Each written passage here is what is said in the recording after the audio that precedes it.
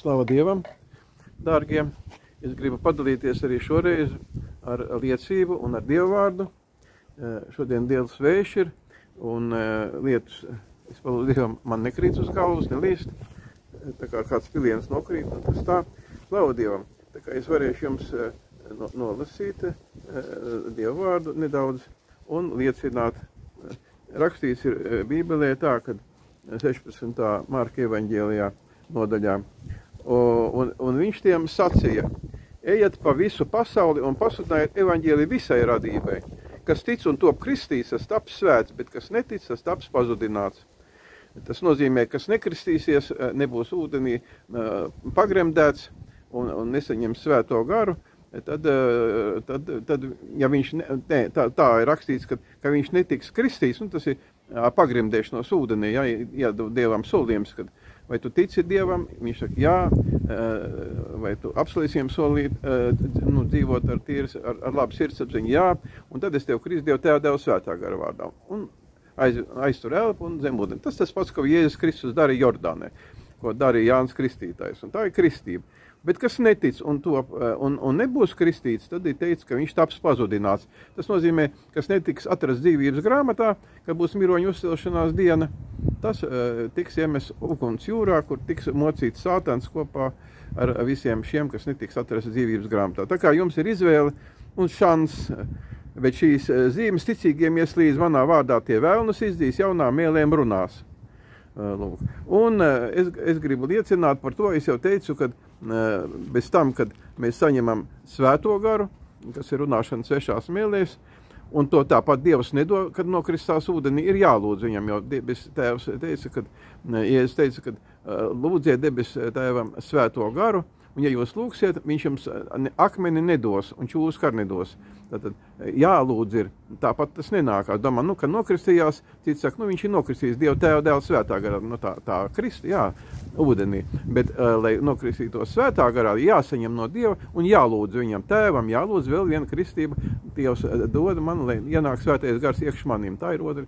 Bet ir vēl trešais punkts, kad jālūdz par svētā gara dāvanām. Tagad mums svētais gars ir, bet lai dabūtu no Dieva šīs izpausmes, kas bija apustuļiem, tad ir jālūdz arī ar gavēšanu, un šīs izpausmes Pāvils par tām saprata un lūdza apustulis Pāvils, un viņš rakstīja jaunā derībā sekojoši. Viņš saka, es jau te lasīju arī, bet vēlreiz atgādināšu, 17. pāns, caur to arī jūs esat dzirdējuši patiesības vārdu savas pestīšanas evaņģēliekš. Viņa arī jūs pie ticības nākuši esat apzieģelēti ar apsolīšanas svēto garu. Apzieģelēti, dabūjuši zīmogu svēto garu. Tāpat nevar vien nokristīties, ir vajadzīgs zīmogs, vēl svētais gars. Ja? Halleluja,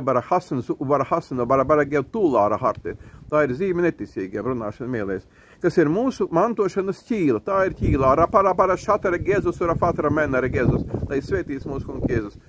Viņš pestīs savus ļaudis savai godībai par slavu. Tādēļ arī dzen, kad dzirdēju par jūsu ticību iekštā kunga Jēzus un par mīlestību uz visiem svētiem, tad es nemitējos par jums pateikties, jūs pieminējat savās lūkšanās, Pāvils saka par jums, ja, ka mūsu kunga Jēzus Kristus Dievs, tas godības tēvs, jums dotu gudrības un parādīšanas garu iekš atzīšanas, krieviski, duh premudrasti откровения, lai dotu vēl tātad svētā gara izpausmi, ja, nepietiek ar to, ka mēs runājam mēlēs. Jo daudz domā, viņi saņēmuši svēto garu un spēku. Tā rakstīts ir, bet, lai saņemtu svētā gara izpausmes, vēl ir jālūdz, lai ienāk svētais gars ar šīm dāvanām. Tā savu rakstīts, dzenaties pēc dāvanām, un kā ar gāvieni. Un rakstīts ir apgaismotas prāta acis, ka jūs varat atzīt, kāda ir viņa aicināšanas cerība un cik bagāta viņa mantojuma godība pie svētiem, un kāds viņa spēka pārliek augstais lielums pie jums, kas ticam, pie viņa varenā un spēcīgā darba. Un kāds viņa, tas ir Dieva spēka pārliek augstais lielums pie mums, ir rakstīts, kā jūs lasīju, vēlnus jādzen ārā, jādziedina slimos, un ja tas nenotiek, tad mēs neesam pareizā vēl nonākuši stāvoklī Dievu priekšā. Un kā mani kaimiņš, kas Šķērsielā tiek filmēts, kurpnieks, viņš mani arī, kā saka, deva tādas instruktāžas, kā viņu Viķeps, kad dzīvoja komunistu terora laikā, kad viņi nevarēja oficiāli salasīties, viņi kā 200 cilvēki salasījās svētā gara vadībā. Un Dievs viņus sargāja. Un viņš teica, ka tur darbojās viņas arī miroņu uzcelšana bija, un vēlni izdīšanas, un pravietošanas. Viņš teica, kā viņi dabūjuši tās dāvanas, kā pie to tikt. Es jau mācījos Luterāņu seminārā, bet tur tādām lietām vispār negāja runa. Un tādā veidā viņš man teica, ka vajadzīgs ir gavēnis. Nu, piemēram, viņš neēd neko un nedzer neko. Obligāti nevar ne dzert, ne ēst. Nu, un es saku tagad Dievam, tā man viņš pamācīja. Es saku Dievam, es nevaru gavēt, jo es esmu ļoti ēdelīgs, man brokas obligāti vajadzīgas ir. Un es sāku lūgt, es saku, no tā, es saku lūgt, Dievs dod man pagavēt. Un es kādu pusgadu staigāju pa darbnīcu šķērsiem, saku, Dievs dod man pagavēt. Un pēkšņi vienā dienā, gaišā laikā, darbdienas laikā, pēkšņi gars man saka iekšē, tagad gavē. Un tā es pirmo reizi nogavēju ļoti viegli, var teikt, 3 mēneši no 12. vakarā līdz 6 vai 7 vakarā, otrā dienā neko neēdu un nedzēru. Vēders man stipri nokritās, protams, tajā laikā, tāds tā kā nespēks beigās sāk iestāties, bet tā viss bija ok.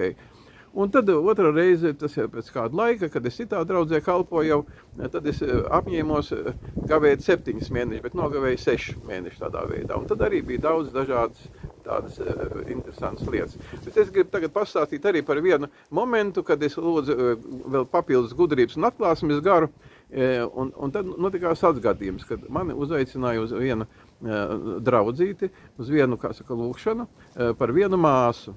Un viņa viņa kristiete bija taisījuši pašnāvības mēģinājumus jau 2. Un, paldies Dievam, viņa vēl bija dzīva.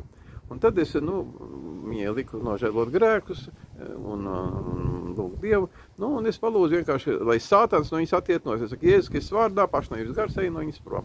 Bet pēc kādu laiku viņas atkal veida atpakaļ, ka viņa atkal tādas suicīdālas domas nāca prātā par pašnāvību. Es nezināju, ko darīt. Es vēl tur palūdzu Dievu, un tādā 2. vai 3. reizē es saku Dievam, ko man darīt, kā man būt šī gadījumā. Un pēkšņi es dzirdu iekšēji tādu, apskaidrības domu, un es viņai jautāju. Man tāds paliks skaidrs tas tā, pēkšņi no kurienes. Un es viņai saku, nezinādams nekādas pa viņas lietu, pa šo lietu.